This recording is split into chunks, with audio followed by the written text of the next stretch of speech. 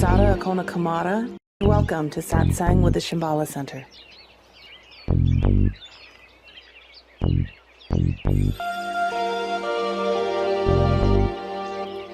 You are beginningless.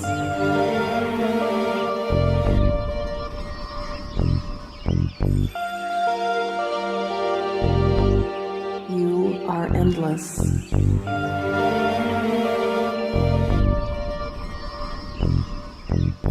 You are divine.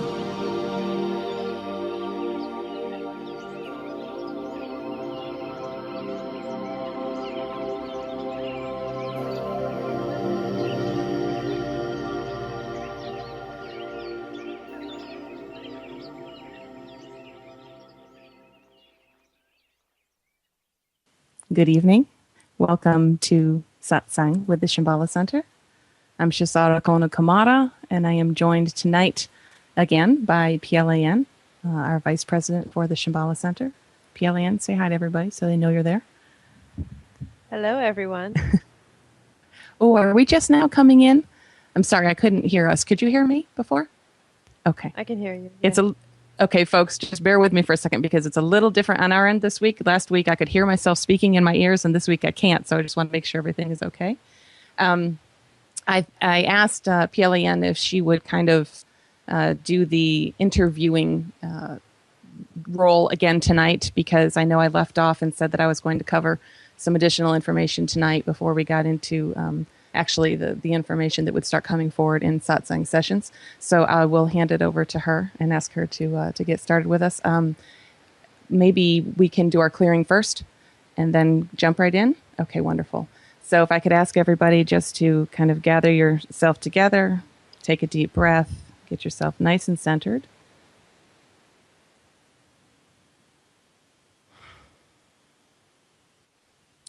Mother, Father, God that I am, through the great central sun hierarchy, through the office of the Christ, through the order of Melchizedek, I call upon Archangel Michael to bring the sapphire blue ray. Cut away, cut away, cut away anything in all of our four lower vehicles not emanating directly from our I Am presence.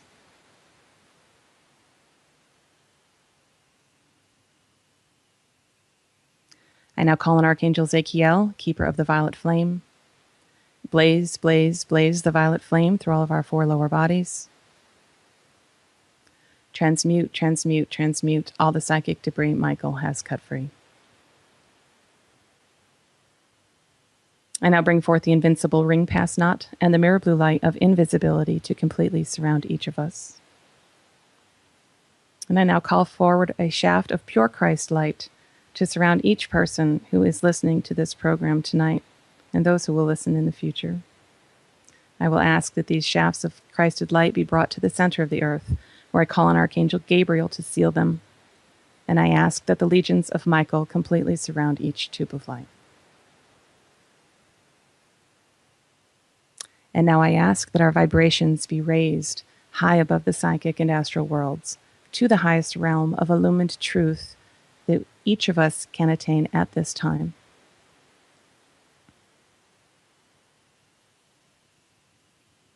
And now, Mother, Father, God, we place ourselves in service to you and to humanity, and I place myself in service to all of you listening to this program.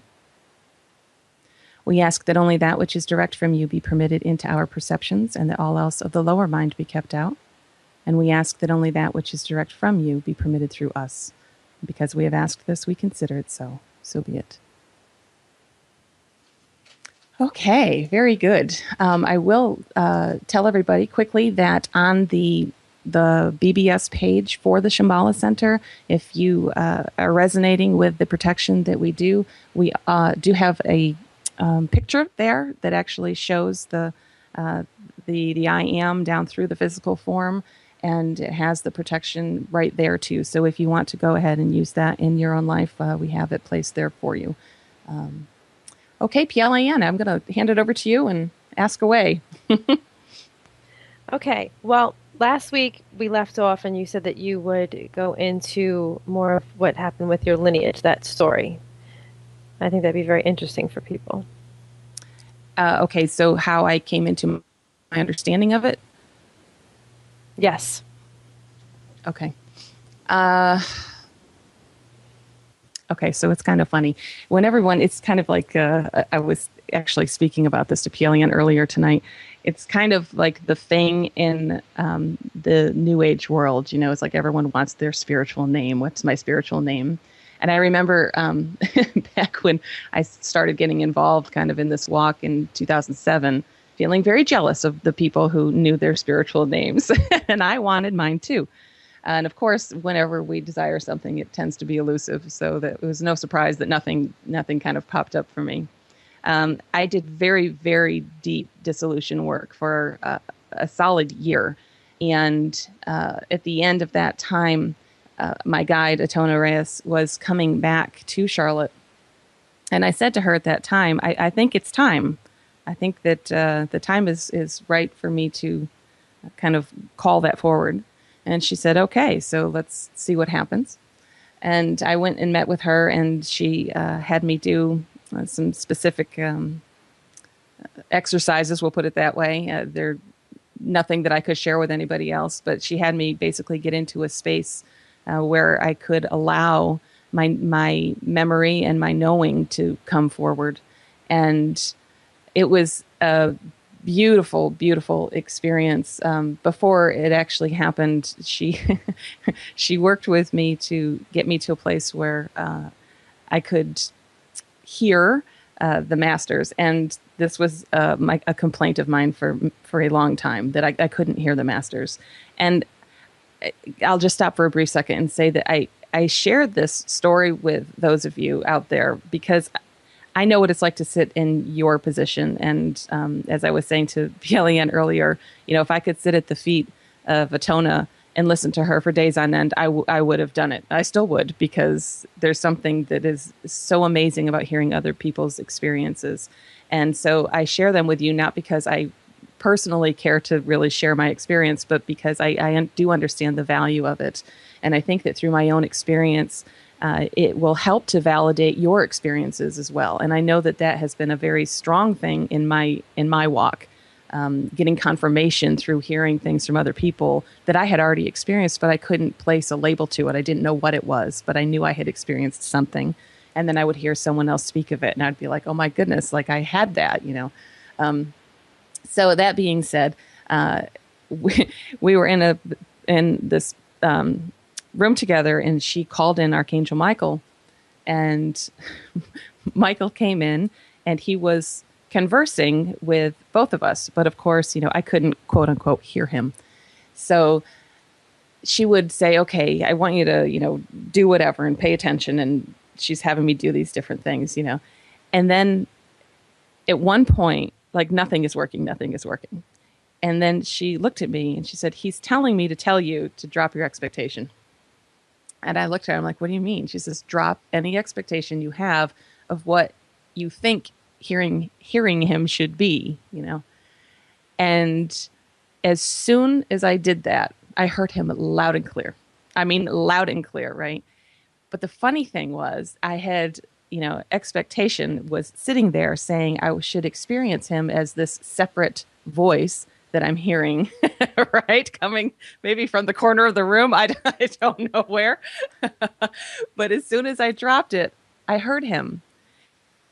And then I just laughed, because what I experienced in that moment was that I had been hearing him for the last, 6-8 months. I don't know what it was. It had been a long time that I had been conversing with him, and I hadn't even recognized it because it was such a natural thing that was going on. And of course, my expectations said it should be something else. So I doubted my own experience. And that is such a normal thing that people go through when they're on their spiritual path. Is mind loves to create any little seed of doubt. And if it can do that, it's like it's gotcha. And it will always try to put that into your experience, so that when you have something happen, it places doubt. So you'll question yourself.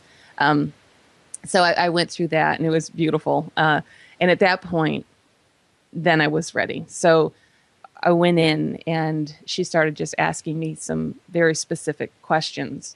And they weren't leading questions, but they were questions that were just to come into consciousness, And as she asked, she said, you just need to allow what's going to come. right? Don't doubt it. Don't judge it. Just allow it to be what it is. And she said, where are you from?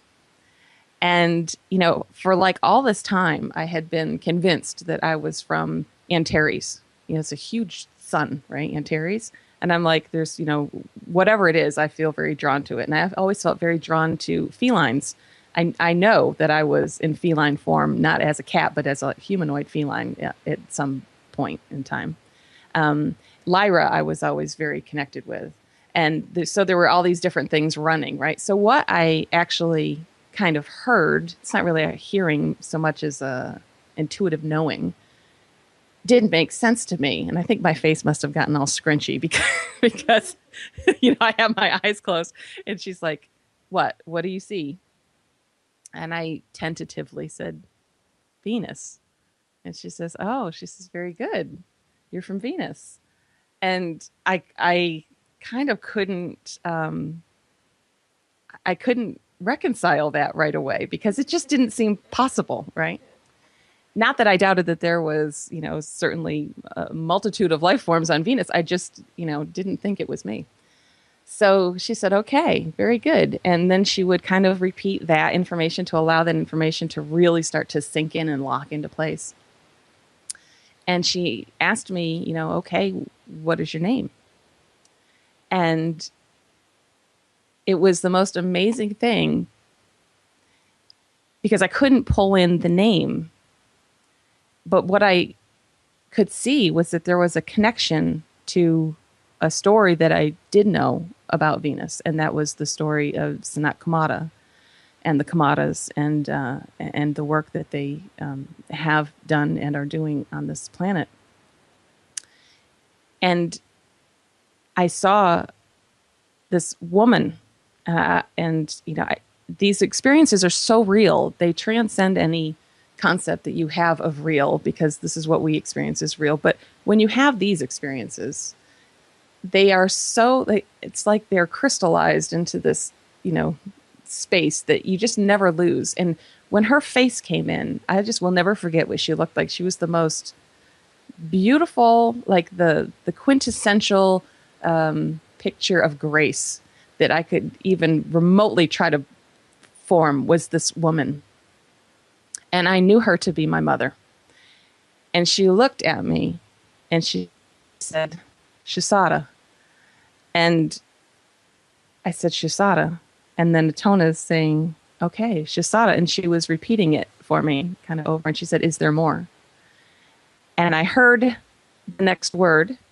And again, I must have gotten scrunchy face because she said, don't doubt it. What are you hearing? I said, it can't be right. And she said, no. What are you hearing? And I said, Akona.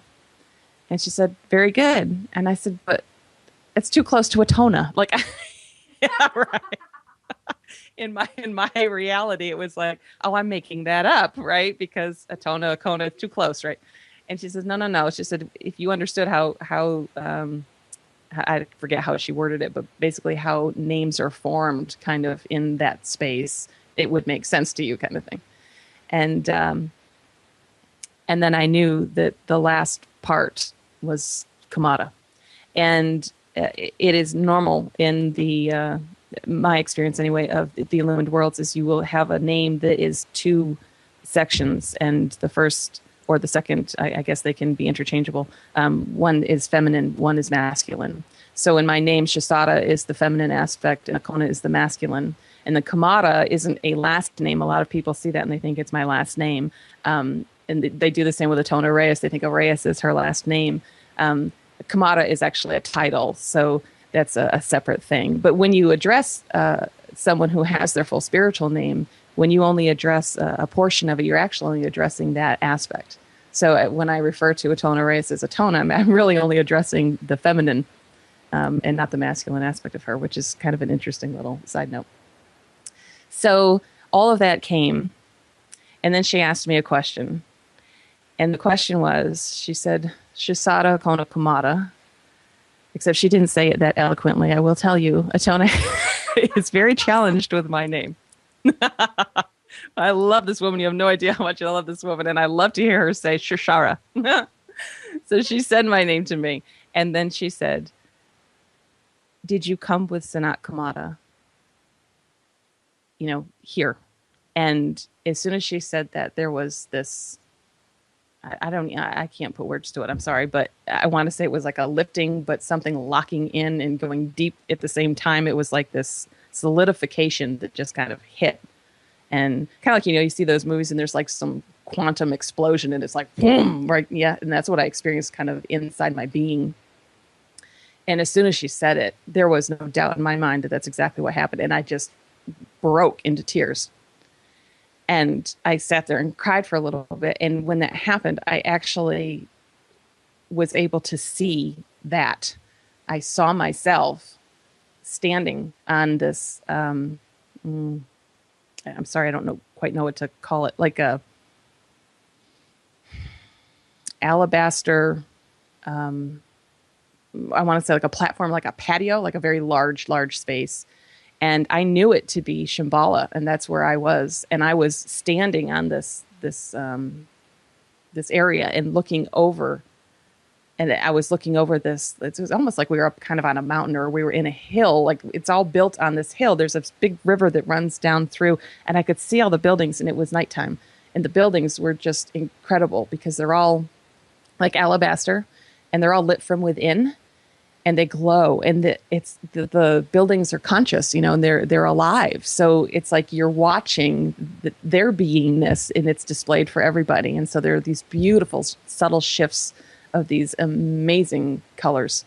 But I saw what happened, and I actually saw myself in the moment where I had made that decision that I was coming, and there was, no doubt for me. So I came out. And, we talked for a bit and kind of left it. And, for as powerful as it was, what happens is after a couple of days, it becomes this surreal kind of event. And then, of course, you want to start doubting yourself. And it's hard to hold that really kind of locked in because the world is so strong. The energies are so dense and so strong here that to hold that very refined energy is very difficult. And so what I did, though, was I found that things were, as I looked at it, things were starting to make sense. And there were certain things that, for me, worked as that level of confirmation that I really needed, that definitely helped me lock it in. The thing that I struggled with the most, it wasn't my name. That felt very natural. But the thing that I really, for probably a good 3 years, had a very hard time accepting was that I was actually the daughter of Sanat Kumara and Lady Venus. And that is the truth. I just had a really hard time accepting that. I don't know why, but I just did. So the cool thing, though, was that since I was probably 8 years old, I knew that if I ever had a daughter, her name would be Sarah. And I didn't know why. I just loved that name. There was something incredibly special about that name to me. And the funny thing was, when I actually looked up Shusara, of course, nothing comes up for that because I can't find that on Google anywhere, right? Like, there's no Shusara. But in Chinese, the word Shu, S-H-U, which is the first part, means Sarah, which just cracked me up. As soon as I saw that, I was like, oh my goodness. And another thing that I had seen in my, and I wasn't searching for it, and this is the beauty, it's these beautiful synchronistic events that come together, to really lock everything in for you. I was happening to look at, I used to see these all the time. I used to see these images in meditation, but mostly in that time between, right before you wake up, where you're not fully conscious, but you're not in that deep sleep anymore. And I would see all of these images, but I'd see hieroglyphics for a while. And I've always known I had at least one, if not multiple lives in Egypt. So that was no surprise. But I would, if I could catch it long enough before I came to, I would write out what the hieroglyph looked like. And one day I happened to be on the internet and I saw a picture of this particular hieroglyph. And it was exactly one I had seen that I had written down. And I was like, oh my gosh, look at that. That's amazing. And I looked at the name of the hieroglyph and it's named Shu.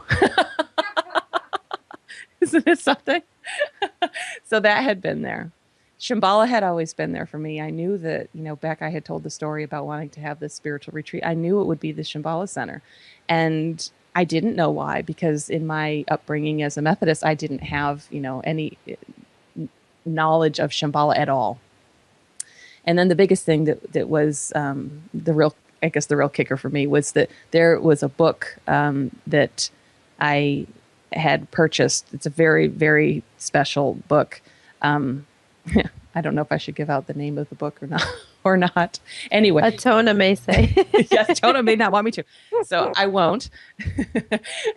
But this particular book gives the story of Sanat Kumara coming to hold the light for humanity, and the story of the 144,000 that came from Venus and all of that. Well, when I had read that, and that would have been back early on in 2008, so probably a good 8 months before I had my experience, I read that story. And remember, I told you last week, all of this was brand new for me. I had no idea who these people were. I didn't know any of this, nothing. And when I read that story, I cried uncontrollably for probably 10 minutes. I mean, sobbed, that kind of, retching, just you can't catch your breath kind of sobbing. And I had no idea why it impacted me so much. I mean, it was a big deal. And I brought it to my husband. I was like, oh my gosh, you have to hear this. It just blew my mind, absolutely blew my mind. And so I read it to him, and he kind of looked at me. He's like, yeah, so seriously. And I was like stunned, because I'm like, oh my gosh, how can you not be impacted by that? Right. And, just the thought of the love and the level of service that Sanat Kumara presented, I literally, it hit me at my core. And then, of course, when my name came in and everything, I understood, oh my goodness, that's why, that's why it was so impactful, because I was there, because that is my story as well. And that was very special, very special. So it's been an unfolding. It's kind of like when these things happen for everyone, you don't want to kind of get some information and then run out searching for more information, because that's the personal self just looking for satisfaction, and the important thing is to kind of just sit back and let things unfold as they will. And that's what I did. So it's been, an ongoing process of discovering what my mission here is. I knew that the retreat would be a large part of it. At the time, I had no idea that I was going to be functioning as a guide in the same capacity that Atona does. And now, even in the last 6 months, my understanding of my role here has deepened quite a bit. And I do have an understanding that through more synchronicity, which is another beautiful story, but I do have the understanding that I am, one of the people here on the planet who is here to anchor in the Kumara wisdom. It is ancient wisdom, and it has been protected on this planet for millions of years.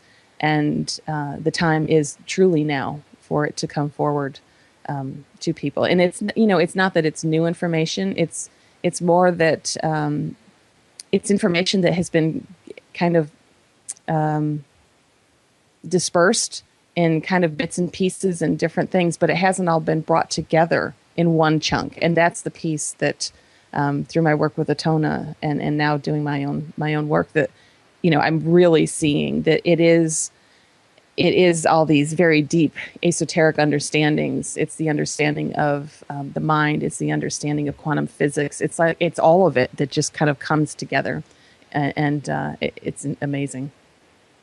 So so that's my lineage. I am one of the Kumaras. You'd be familiar, for those of you, if you're not familiar with the Kumara lineage, they are referred to as like the Lords of the Flame, and they are from Venus, a higher dimensional aspect of Venus. And one of them you would be extremely familiar with, I'm sure, is Sananda Kumara, who in the aspect that walked the planet was known as Yeshua ben Joseph, or you would know him as Jesus.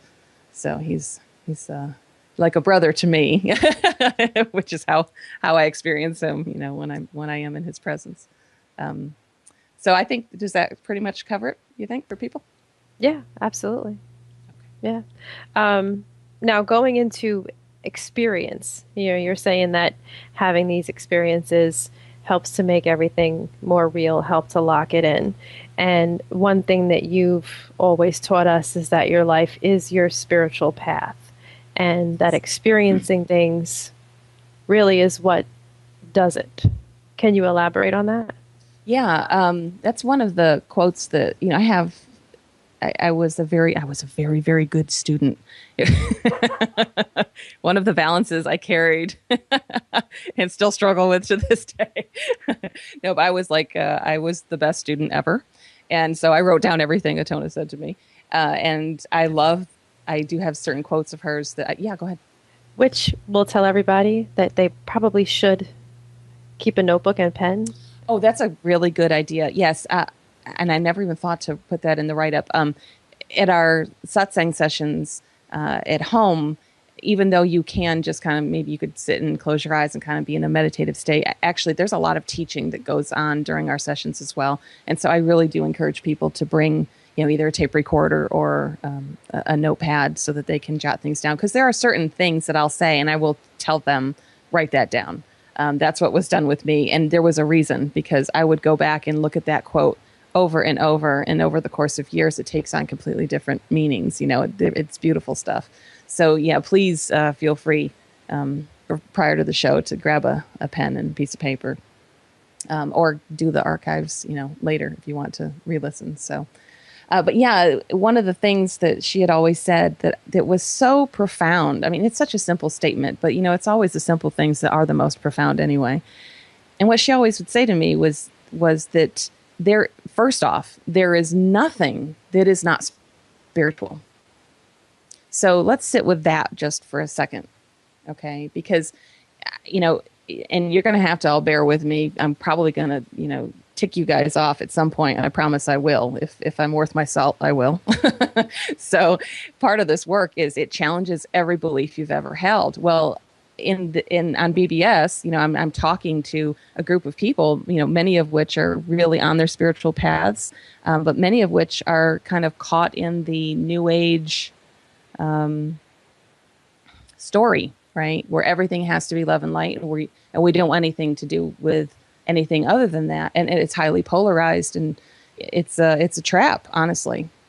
And so when she said that to me, it was an amazing thing to witness. I'm like, well, wow. Like, what do you mean there's nothing that's not spiritual? It's like, but this is my spiritual work, and by calling it my spiritual work, I'm holding it separate from everything else, right? And what I saw in short order, because of the amount of work I was doing, was that just couldn't be true anymore. And then what I really saw was that there was only one. And if there's only one, how could anything not be spiritual? Because everything is spirit. So allow that to kind of sink in, as you live your daily life. A lot of you think you go to work, right? Or you raise your kids, or you're going out clubbing, right? Doing whatever. But on Sunday, you're spiritual when you go to church, or on Tuesday night, you go to your, meditation group, and you're spiritual then, or you're spiritual when you're reading your Doreen Virtue book. It's all spiritual. And that's the beauty. Your life itself is your spiritual path. It's your life. And what I came to understand, even though she never spoke it to me, was that your life is one ongoing initiation. So look at that. We think we have this concept of you go through initiations, right? As if, you have to go to some weekend retreat someplace and get initiated, sign up for a level of initiation. And it's not that doesn't happen. Okay. I speak in a lot of paradox. I'm not negating that, even though I'm saying this, and they do seem to be in opposition to each other, but they really aren't. Every moment of your life is part of that initiation, and you are constantly moving through initiations.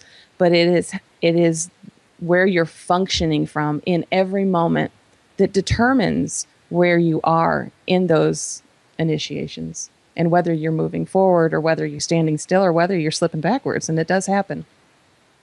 So, that is a profound teaching, although it seems very simple. But if you have a pencil, write it down.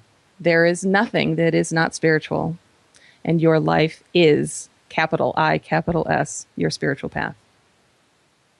Really profound. And you'll understand that more and more as you walk the path. So what else? What am I supposed to go into next that I have forgotten already? Oh, wait, am I off mute? Okay. Okay, so last week, I do know because some people actually said something to me about something that you said during the broadcast. Okay. And it was, we were talking about what love is, right? Yes. And it was, the one thing that you said was that you realized that you didn't really truly love your kids. Yes. And so we have a saying, it's human love is predicated on behavior. Yes. And that one's huge. So if you can go into that, because I think that would help explain things as far as last week. Absolutely. Yeah, I think I really confused some people last week when I said that. And please understand, I've always loved my children. However, I was functioning from the state of human love. And it does refer to this quote, human love is predicated on behavior. What that means is actually it's incredibly simple. So you can look to your life right now and say, have I fallen prey to this concept here? Which is that I will love you as long as you kind of fit into what my version of love is. But as soon as you step out of that version, am I capable of loving you anymore? And most people, if you're honest with yourself, and if you're going to walk this path, you have to be brutally honest with yourself. It's the hardest work you'll ever do. I promise you that. It is the hardest work you'll ever do, but it has the biggest payoffs too. So if you're brutally honest, can you say that you're capable in a moment of someone betraying you or someone lashing out at you? Are you capable of holding the space of love for them? And if we're honest with ourselves, we would recognize that in this human walk, no, people are not capable of that. It's very conditional. We hold unconditional love to in very high regard, and as we should. But how many people are walking it? Not many. You're shaking your head. Not many.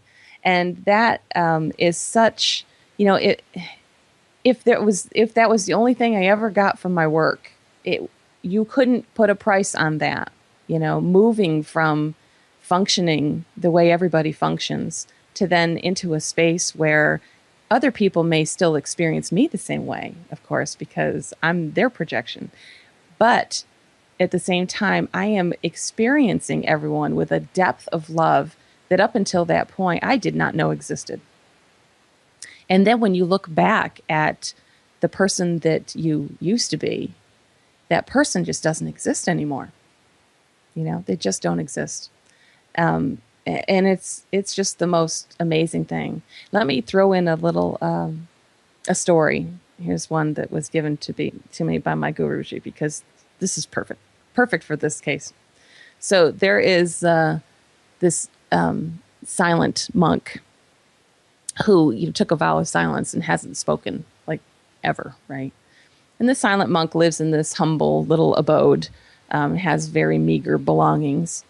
And the silent monk leaves his home and he goes into town maybe to get some bread or something for his dinner and returns. And when he returns to his home, there's somebody inside.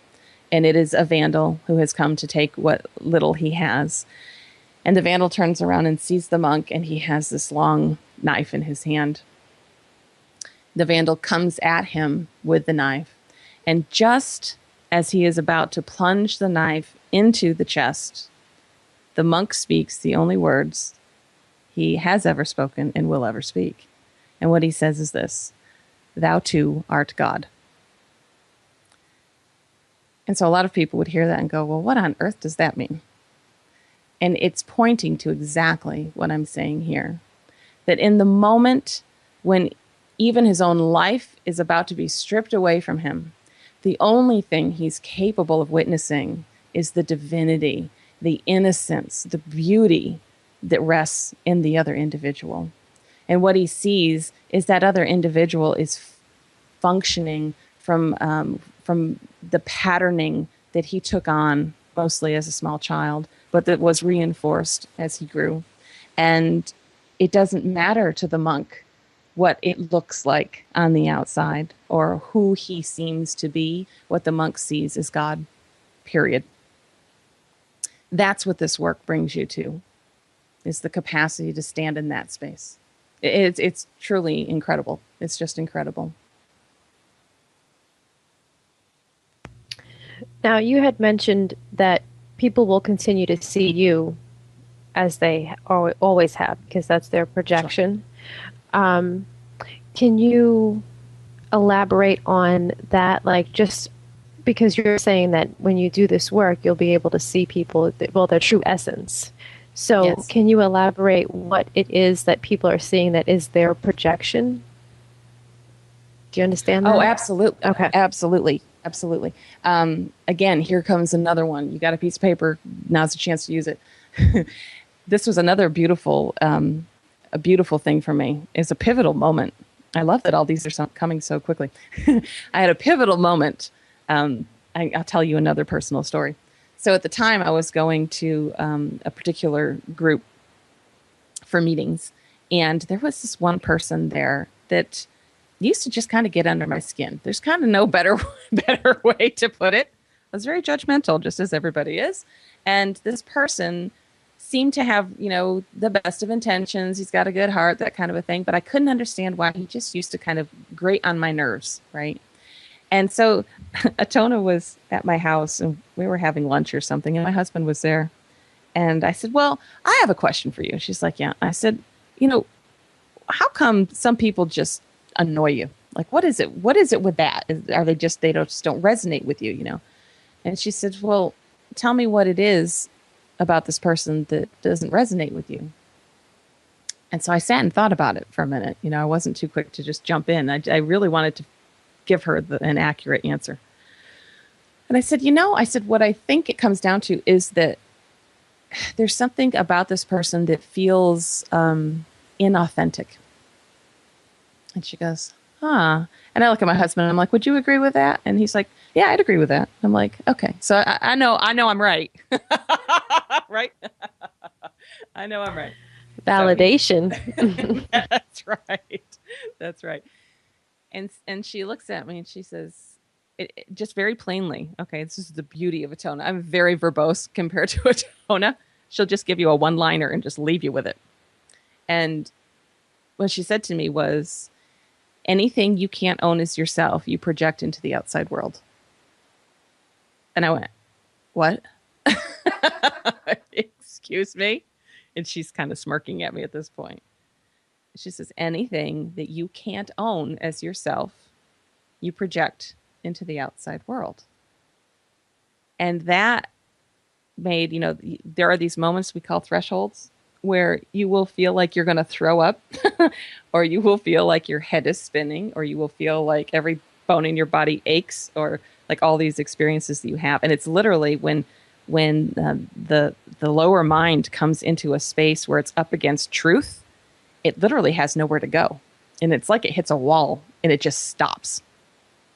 And in that moment, it's like, and literally what happens is it brings attention, it tries to bring attention to the physical form, because if it can get you to re-identify with the physical form in that moment, then you kind of fall back into, your identification. And that's what that did to me. I was like, oh my God, what is she saying? What is she saying? I mean, let's look at that, anything I can't own is me, I project out into my outside world. So this guy is my projection, like, and my whole world just, I just took the red pill apparently because my whole world just went boom, and that's exactly what's going on. If we look at it in terms of you are living on a planet that is existing in polarization, and we have to understand that everything here is being held in balance. It's all about balance, right? And that's the purpose of karma and reincarnation, all this, because it holds everything in balance. So if we look at it and say, well, I'm conscious that I am not that, right? So what am I? I said he was inauthentic. So I identify myself with being an authentic person, right? Probably even pride myself on being an authentic person, right? If I hold that in place, that means that any concept I may have or any identification I may have with being inauthentic is not something I am willing to look at. And because I'm not, it gets shoved back into the unconscious. Well, on this planet, everything has to be represented. Everything. Okay? So any place where identification has been held, the opposite has to be represented. Well, I'm already holding one piece, aren't I? I'm holding the piece that says I'm an authentic person. And since I can't hold the other, and I'm not willing to look at it, and I'm not willing to see where I actually am inauthentic, I will see it in other people. And it's because I see it in another person, I project it out on that person. He could be the most authentic person in the world, but I won't see it because I have to make him wrong and I have to make me right to hold my story in place. It's really that simple. And in doing so, what it does is it maintains the sense of separation that we're all experiencing here. If I can hold that he's something I'm not, that makes him separate from me, doesn't it? And it can't not be that way. And so everybody's walking around the planet doing exactly this, right? I'm going to hold on to that I'm this, and then I'm going to literally look for all the examples of what I'm not out in the world, and I'm going to allow those things to really bug me, and I'm going to judge them, right? I'm going to be very self-righteous about them. And then all of that will enable me to hold my story and to, create it to be an even bigger, version of the same story. A story can start real little and it gets really, really big after a short time because this is what we're always doing. Every time we judge, we're making that story a little bit bigger and a little bit bigger. And we're making and if you take it to the level of the brain, we're actually making the neural net that's formed around these concepts that are all intertwined into this matrix. We're making those connections stronger, right? And just like a heroin addict who starts off, shooting up with one dose and, it's fantastic, talk to the same heroin addict a year later and it's taking a whole lot more to get them the same thing. Well, there's nothing different going on in your brain because that's exactly what's happening.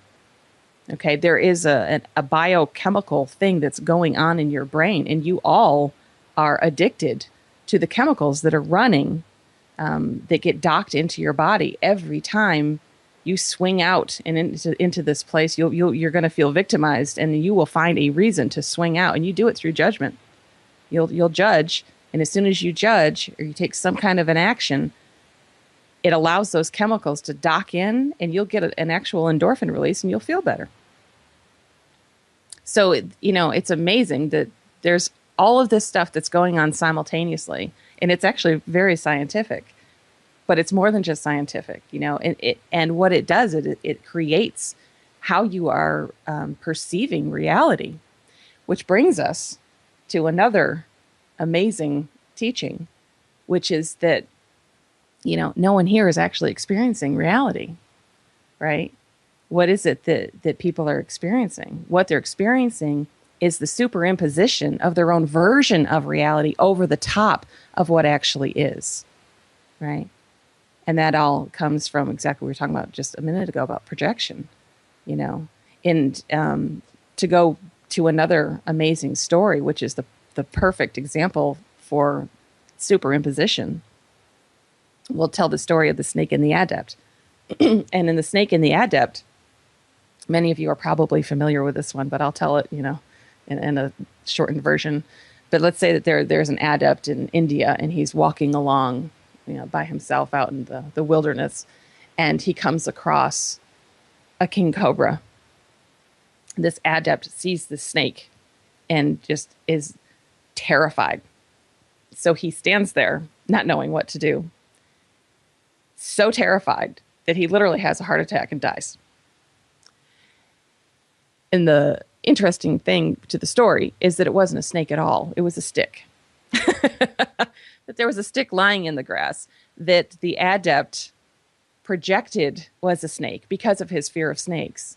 And so in the moment, the mind literally creates that image for him, and he experiences as if it's real, when truly it isn't. The reality that underlies the whole thing was there's a stick lying in the grass. And this is exactly what the mind does. And I'm going to expand on that with my own version, right? Because again, I love to tell my own stories because that's how I learn and that's how everybody else learns too. So I had this. This is beautiful, beautiful, beautiful because, again, remember, everything lies in this synchronicity. This spirit just works in synchronicity. So I had heard this story from Atona, and within, oh gosh, it may have been 2 days. It was less than a week, right? I used to bring my dogs out every night. Actually, at that point, I think I just had one. And we used to walk down the street and back. I live on a cul-de-sac. We just walk down to the end and come back, right before bed. So it was dark out and everything. So I went out with her one night, and she did her thing. And we have a cat, and our cat would always come with us. This is a very fun thing. So my cat would come with us. And this one night, we went out in the street, and I think I was bringing the dog back in, and I saw my cat in the street. And she's kind of creeping up on this thing, and it's dark out, and the only light we don't have street lights, but there's someone who has like a post lamp in their front yard, and so there's like a little bit of light shining through, and I see her. You know how cats are when they start coming up on something, they're going to attack. She's moving real slow and all that, and I'm like, oh my goodness, what is she doing? So I start walking over to her to see what she's doing, and as I do, I see it. There is a snake in the road, and I do live in North Carolina, and we do have copperheads here, so my first thought is, oh dear God, get away from this snake. I don't want my cat to get struck by this snake. So I'm yelling at her, Sophie, get away. And she's like coming up closer, kind of sniffing at it. I'm like, Sophie. And I'm coming up closer, and she walks over the top of it and keeps walking. And I was like, panicked. And so after she walks by, I'm looking at this thing, and I'm like, oh, it must be dead, because I could see it. It's like, like a snake would be. It's kind of not curled up, but it's just whatever. And I'm walking up, and I'm looking, and I can't quite see it. And I get way down to look at it, and it's a bungee cord. It's an old bungee cord laying in the street. And I was convinced it was a snake. There's no question. And this comes right after I had that story happen with Atona that, she shared that with me, just to show you how now I just had my experience of the same thing, and don't think that didn't lock it in for me, that there are times where you actually are convinced that what you're seeing is real, and it absolutely is not. It absolutely is not. And that is how, believe it or not, most of you are functioning on a daily basis. You're not seeing the reality that underlies your projections. Do you happen to have any stories where it kind of, maybe it's a situation that happened with another person where it's, the superimposition? Do you know what I mean? Like, just so people can relate to it, to see how it can happen in other situations in their lives. It may not be like something with snake on the ground, where it's a situation where you have another person and really you totally made up this whole story in your head about what happened, and that's really not what really occurred. Yeah. I'll tell one of mine. So this was, again, fairly early on in my work, and this is a beautiful story, actually. I love this one. I had done some very, very deep processing work concerning my husband. And I had told you last week, we were in a tough way when we moved back here to North Carolina, and it was just very stressful. And my husband and I have an extremely strong bond. And so, it took that to keep us together because life was rough. Anyway, he would come home every day from work, and he'd give me a hug,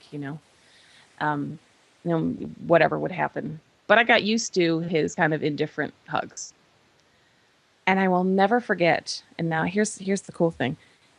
Prior to me doing this work, Atona had said to me, when you see through something, when you do your work, right, and you see what's at play and you dissolve it, you will see your outside world change. I could not wrap myself around that. I was like, okay, like whatever that means, I don't know, but I'll trust you on that. So I had done some very deep work concerning my husband, and I will never forget it. I came down that day. I had done that work while he was at work. He came home, and I came downstairs, met him in the family room, and went to give him a hug. And he gave me the most beautiful, loving, caring, tender hug that I had experienced in a very long time. I mean, it really floored me. I was amazed. And later we were sitting, oh, I think Atona was actually staying with us at that time. We were sitting at dinner and something came up and I said, yeah, I said, you gave me the most beautiful hug today. It was amazing. And he looked at me and he said, I didn't hug you any different today than I ever do. And his reality was that that's how he hugs me. And I couldn't see it. I couldn't experience him, right? Because in his hug, I was getting the indifference that I was the one holding on to. It wasn't him. It was always me. And that's a perfect example of how we do that. But once that was gone, once I had seen what I needed to see, that lifted. And then at that point, I could experience him from my heart. And then I could experience what he was giving back to me, which was very beautiful and very loving, And then you see, like, kind of, pardon my language, but what a schmuck you've been this whole time for like holding things against people when they haven't done you wrong. You've been the one who's convinced yourself of these things that really most of the time aren't even true. Yeah. Beautiful. So I guess that's it for tonight. We will wrap it up. We will see you next Thursday again at 9 p.m. Eastern Time. Thank you so much for joining us tonight. Your comments are always greatly appreciated. Much love to you, and we will see you next week.